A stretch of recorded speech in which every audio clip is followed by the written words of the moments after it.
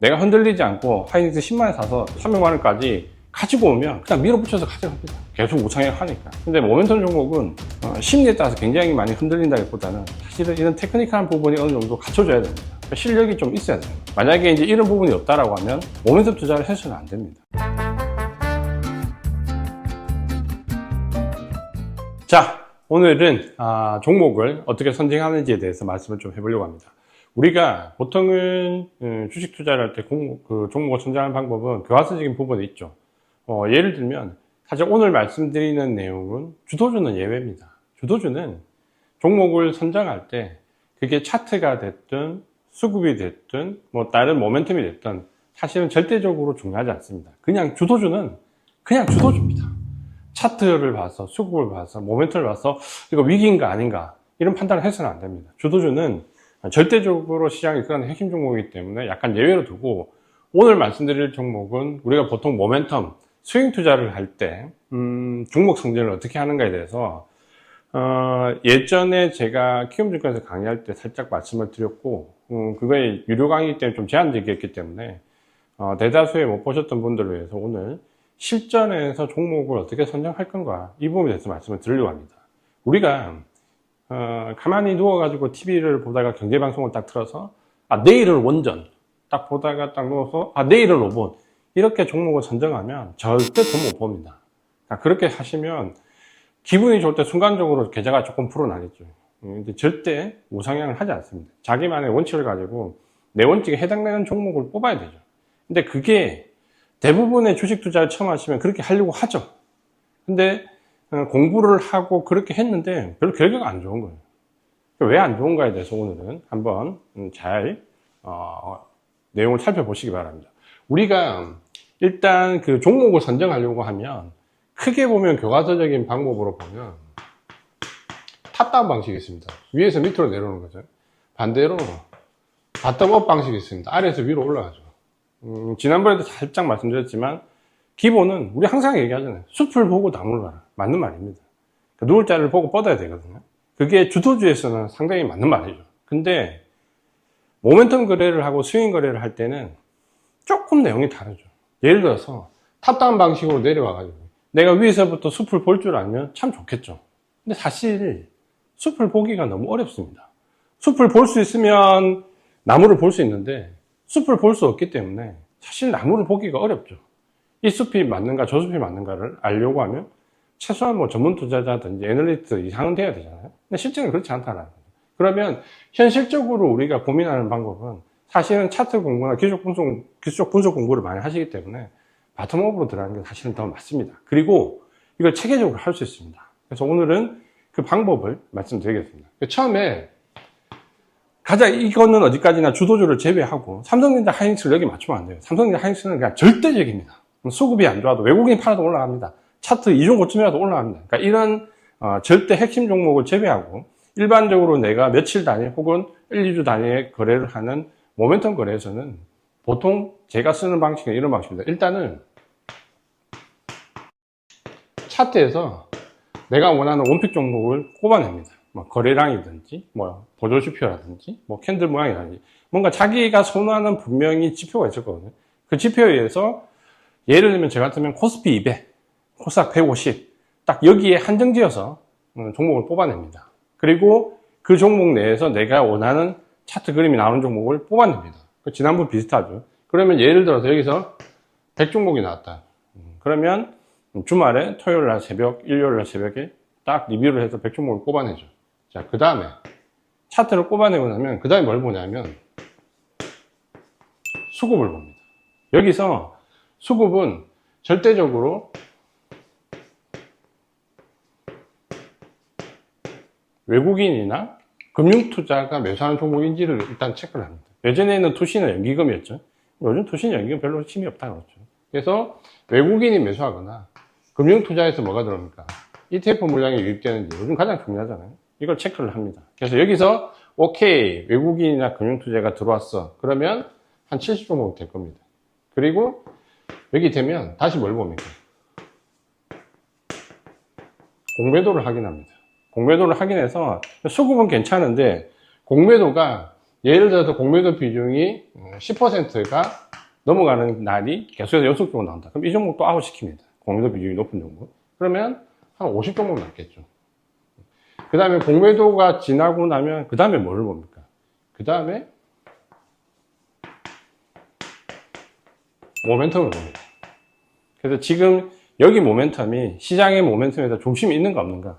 예를 들어서 모멘텀이 보통 이때는 시장의 중심이 있는 종목을 찾으면 좋지만 반대로 해서는 안 되는 섹터를 봅니다. 예를 들어서 뭐 금리가 인상되는 시기인데 뭐 제약바이오라든지 그리고 지금 뭐 2차 전지 이렇게 해서는 안 되는 모멘텀이 있으면 그걸 또 제외시킵니다. 그럼 50종목에서 한 20종목 남습니다. 그렇죠? 그리고 이 모멘텀에서 한 번 더 이제 뭐를 봅니까? 그때 이제 마지막에 실적을 봅니다.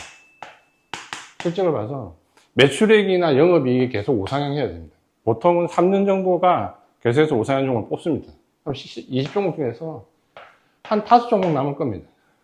그러면 100종목에서 차트를 보고 내가 좋아하는 종목을 꼽아서 수급을 확인해서 외국인이나 금융투자가 매수한 종목을 다시 줄이고 여기서 공매도 비중이 두 자리 숫자 넘어간 종목을 다시 줄여서 다시 여기서 모멘텀을 봐서 현재 들어가면 안 되는 모멘텀인가를 확인해서 다시 줄여서 마지막으로 실적을 확인하면 이제 최종적으로 내가 진입할 종목이 나오죠. 그러면 주말에 이런 작업을 하셨다라고 하면 그 다음 주에 진입할 종목은 이 5종목 내로 정해져 있는 거예요. 그러니까 그 다음 주에 시장이 열려서 뭘 살 건지, 야, 오늘은 원전이야. 오늘은 뭐 2차 전지야. 이런 게 아니죠. 그렇게 따라가다 보면 굉장히 큰일 나죠. 그래서 나의 원칙에 의해서 따라가서 정말 시장의 중심에 있는 종목이라고 하면 당연히 차트에서 걸릴 겁니다. 일단 차트에서 걸릴 거고 그걸 수급이나 공매도나 모멘텀이나 실적을 따라서 역으로 올라가는 거죠. 그러면 전체적으로 뭐가 되냐면 바닥에서부터 위쪽으로 올라가면서 어느 정도 검증이 되는 거죠. 그래서 바텀업 방식에 의해서 종목 선정이 나오는 거죠. 그러면 내가 그 다음 주에 관심을 가지는 종목은 오로지 이 5종목이에요. 그렇죠? 경제방송이나 유튜브나 어디서 오늘은 무슨 종목이 좋다, 내일은 뭐 좋다? 아무 관심이 없어요. 그냥 한겨울 듣고 한겨울 흐르는 거예요. 저 종목은 나하고 아무 관계 없는 거예요. 나의 관심 있는 종목은 이런 절차를 거쳤던 이 종목에만 내가 관심이 있는 거죠. 그렇죠? 이게 주식 투자입니다. 모멘텀 투자고. 경제방송을 틀어서 어디가 좋다라고 따라가다 보면 계속 뒷북을 치게 됩니다. 남들 물량을 받아만 줍니다. 내가 원칙에 의해서 골라서 들어가면 틀려도 좀 인정을 할 수 있죠. 내가 정했던 방식에 의해서 손실이 났기 때문에 이 손실이 인정이 됩니다. 근데 외부에 의해서 받았던 자극에 의해서 들어갔던 종목은 손실이 나면 인정이 안 되죠. 내가 납득했던 종목이 아니기 때문에. 그러니까 방치를 하거나 물타기를 하거나 그 손실을 없애기 위한 행위를 계속 하는 거죠. 그러면서 계좌는 그런 종목들의 비중이 계속 늘어나는 거죠. 만약에 이제 이런 식으로 내가 종목을 추출해서 나왔다라고 하면 당연히 그 종목에 대한 익절과 손절 라인이 반드시 나오겠죠. 거기에 따라서 투자를 하면 어느 정도 투자가 자기 스스로 납득될 수 있는 종목으로 가는 거죠. 그래서 오늘 왜 이 모멘텀 투자와 관련된 말씀을 드렸냐라고 하면 주도주는 사실은 어떻게 보면 심리적인 부분이 강합니다. 내가 흔들리지 않고 하이닉스 10만원 사서 300만원짜리 300만원까지 가지고 오면 그냥 밀어붙여서 가져갑니다. 계속 우상향 하니까. 근데 모멘텀 종목은 심리에 따라서 굉장히 많이 흔들린다기보다는 사실은 이런 테크니컬한 부분이 어느 정도 갖춰져야 됩니다. 그러니까 실력이 좀 있어야 되는 거죠. 만약에 이제 이런 부분이 없다라고 하면 모멘텀 투자를 해서는 안 됩니다. 그렇죠? 짧은 투자를 해서는 안 됩니다. 긴 호흡으로 가시는 게 나아. 그래서 내가 이런 정도의 능력이 있다라고 하면 모멘텀 투자를 하시고 그렇지 않다라고 하면 그냥 주도주 쪽으로 기계에 롱텀하게 투자하시는 게 지금은 맞다. 그리고 변동성이 코스닥에 있던 변동성이 코스피에서 더 크게 나오기 때문에 굳이 어려운 싸움을 할 필요 없다. 다만 시장 이제 밸런스를 맞추면 코스닥은 향후 이제 몇 달 정도 견디면 좋은 시기가 올 것 같거든요. 이제 그때 가서 또 코스닥 거래를 많이 하시면 되는 거죠. 그렇게 생각을 하시면 좋을 것 같습니다. 그러니까 이런 전략적인 투자는 쉽게 이루어지진 않겠죠. 그래서 이런 부분들이 헷갈린다, 어렵다 하시면 아래쪽에 더보기 보시면 저희가 삼성증권에서 운영하는 랩 상품이 있습니다. 그거를 한번 참고를 하셔서 고려를 하시는 것도 좋은 선택이 될 수 있습니다. 자, 드디어 저희가 주식시장 콘서트 반기 마감, 상반기를 마감하고 하반기 전략을 세우는 반기 마감 주식 정음 콘서트를 개최를 합니다. 이번에는 반기 마감이기 때문에 특별히 오프라인까지 같이 활용해서 온 오프라인 동시에 진행을 한번 해보려고 합니다. 그래서 오프라인 쪽에 참석을 하실 분들도 신청을 하시고 당연히 이제 온라인 쪽에 하실 분들도 신청을 하시면 됩니다.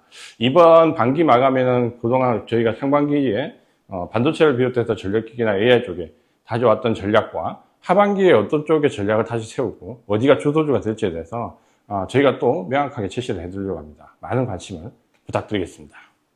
자, 오늘은 모멘텀 종목을 선정하는 방법에 대해서 말씀을 드렸고요. 사실은 주식투자에 정석은 없지만 가는 길은 분명히 있어야 됩니다. 그러니까 오늘 말씀드렸던 부분도 사실은 어떻게 보면 교과서적으로 보면 탑다운 방식, 숲을 보고 나무를 본다는 것의 여기 방식인데 사실 어쩔 수 없는 개인 투자자의 한계가 있는 거죠. 숲을 볼 수 있으면 당연히 그 방법이 좋겠지만 사실 우리가 숲을 보는 방법은 없습니다. 그러면 아주 나무를 세밀하게 봐서 위쪽으로 다시 끌어오는 바텀업 방식으로 가면 체계화시켜서 종목을 추출해낼 수 있다. 그러면 굳이 누구한테 의존하거나 다른 방송을 볼 필요가 없는 거죠. 자기만의 방식에서 추출할 수 있는 이 종목이 본인이 거래해야 될 종목이다. 오늘은 이 부분에 대해서 말씀드렸고요. 다음 시간에는 조금 더 심리적인 부분과 관련된 부분에서 한 가지 팁을 드리려고 합니다. 다음 시간에 뵙겠습니다. 이지안이었습니다.